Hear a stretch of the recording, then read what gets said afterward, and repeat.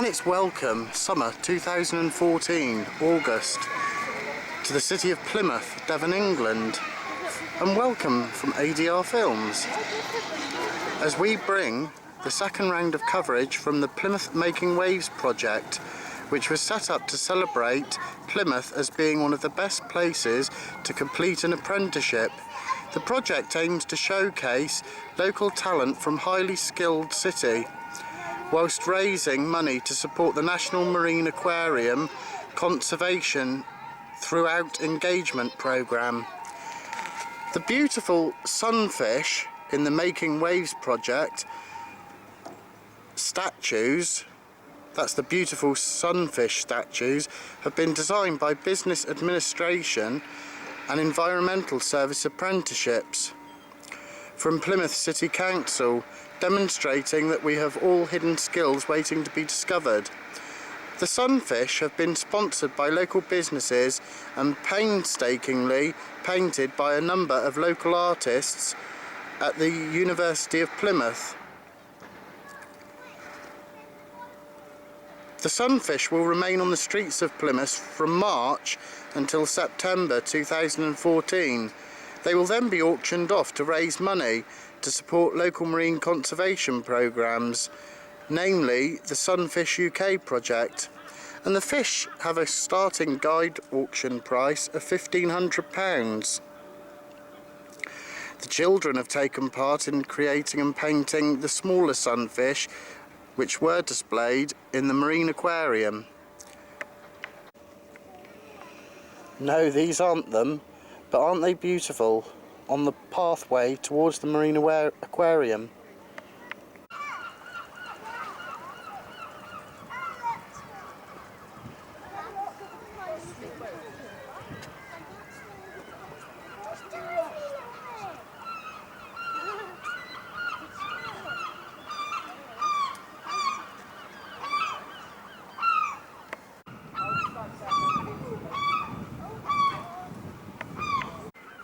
So the first location of the first fish is at the National Marine Aquarium itself, sponsored by the National Marine Aquarium.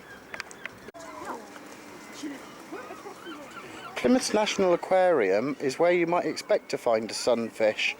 This specimen is named Beneth.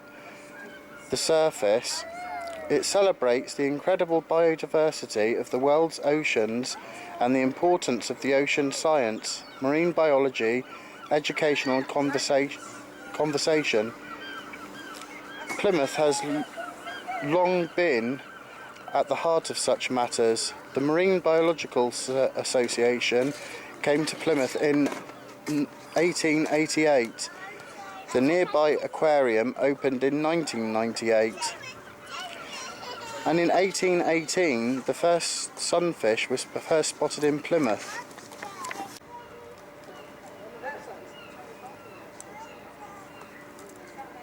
House having big water from the side.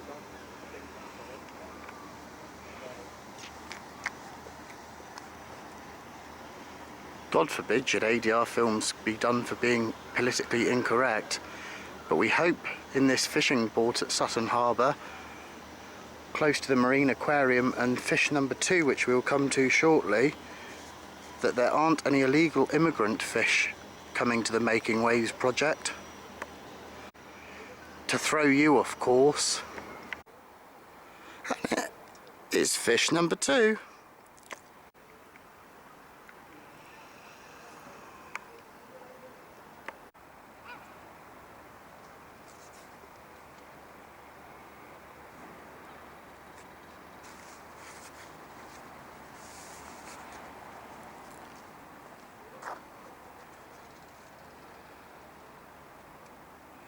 Location: Sutton Harbour North East Quay. Sponsors: Sutton Harbour Holdings. Artist: Freya Fox. Reflections on an ever-changing Plymouth inspired this sunfish, and where better than Sutton Harbour to consider this? Look around the harbour and you will see intriguing mix of old and new. The harbour itself remains the focus. Once busy with cargo ships, the fishing boats still come and go, but now it's mostly turned over to pleasure craft. Many of the old warehouses on the quayside industries have gone, but some buildings have been converted into new use. Happily, the area unique character remains.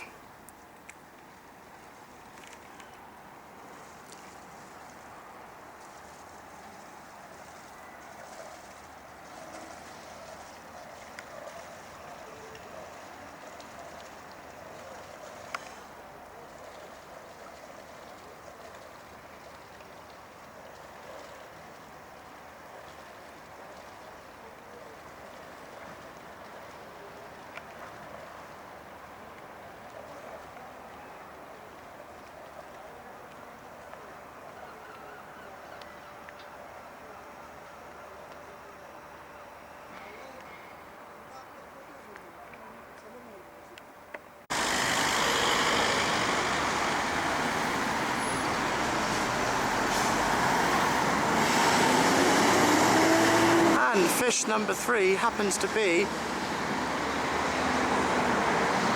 rather aptly, at the Plymouth College of Art, part of the university.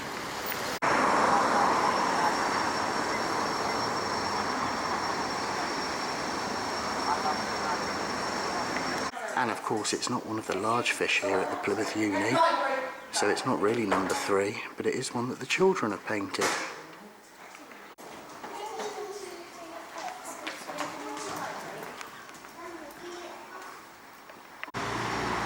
Well, that was an added bonus, wasn't it? Seeing one of the younger apprentices, or actually the school children's painted fish.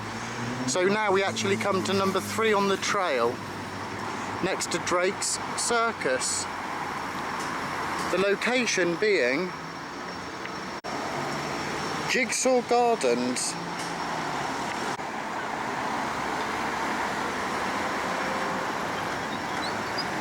Oh yes, ADR Films could do with an ice cream already on this fish trail.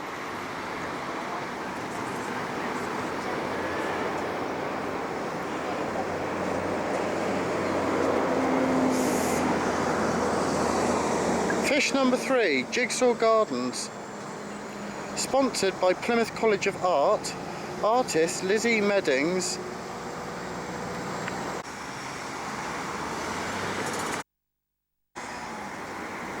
In the early 1800s, you would have been standing just outside the old town hall, about as far from the sea as you could be. So why the fishy theme? The sunfish encourages people to wander and look beneath the surface. Nearby is Plymouth Cultural Quarter, including the City Museum, Art Gallery, the City Library, Plymouth University and Plymouth College of Art, together serving the local creative culture industry for over 150 years.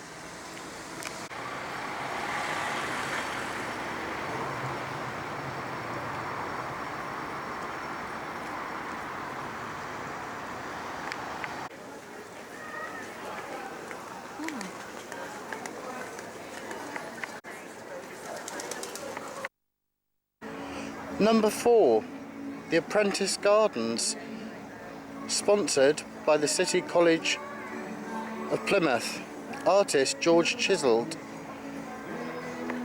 and a busker.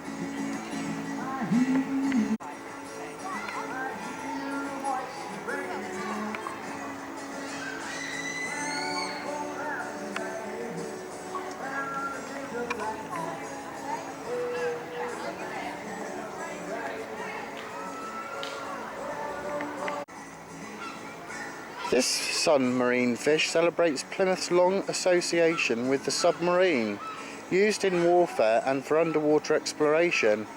John Day tested his pioneering submarine off Plymouth in 1774. He never resurfaced, but the early diving bells were successfully used here. The Royal Navy have their submarines based here at Devonport Dockyard, and they have been for over 100 years, and Plymouth remains the home port for Britain's nuclear fleet. One submarine, the K6, was even built here.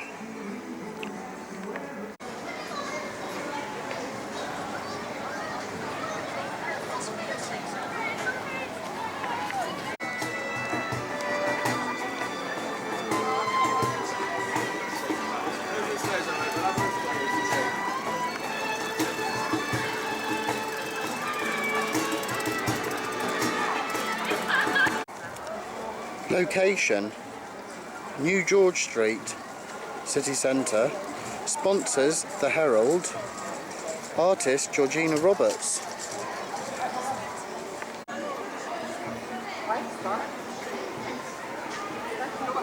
The Plymouth's favoured sunfish reminds us that the city is a meeting point between countryside and the sea. The waterfront is still a short walk away. Dartmoor is nearby, but closer still are the city's parks or grounds of Saltram House. Plymouth is the city of contrast, a busy working ocean city, but also a great place to live or visit. In spirit of the contrast, this sunfish is swimming along New George Street, a modern city street in the vibrant post-war city centre.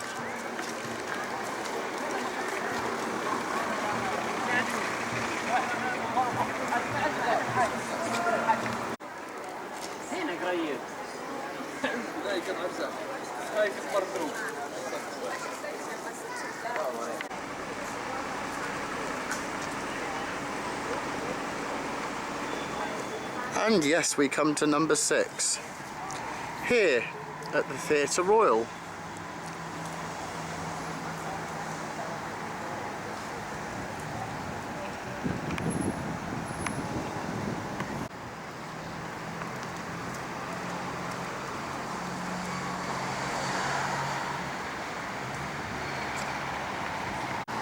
Artist Sarah Baker.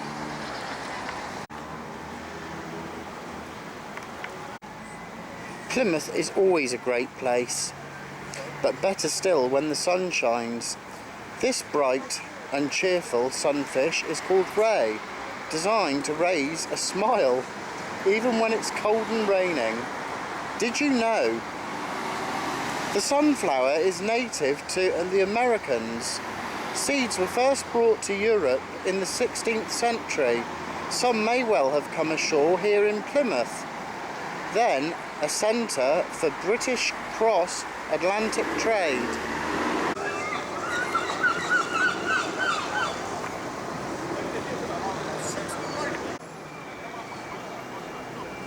And the next location is here, at the Civic Piazza.